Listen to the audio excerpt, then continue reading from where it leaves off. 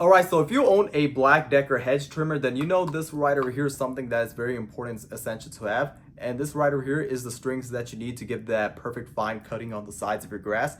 If you own a Black+Decker hedge trimmer, then I would definitely recommend this product because of the fact that the material of the strings, let me show you guys more in depth, are really high quality. You can see right over here, and it gives that perfect fine cutting that you need, that you guys know a normal lawnmower, if you were to just do it like that, it wouldn't give that perfect fine cutting. So I would definitely recommend this product. Like I told you guys before, I've been using this for quite a while now, and it comes in a 3 sets, so you have plenty of them, so that way you don't run out. So if you're looking for something to cut the sides of your grass and you own a Black+Decker hedge trimmer, then I would definitely recommend this product, considering the fact that the strings itself are really high quality, and it comes in a 3-pack as well too. So I would definitely recommend this product if you're looking for a product for your Black+Decker hedge trimmer to cut the sides on your grass. And this right over here is something I would definitely recommend, and I would definitely recommend this product.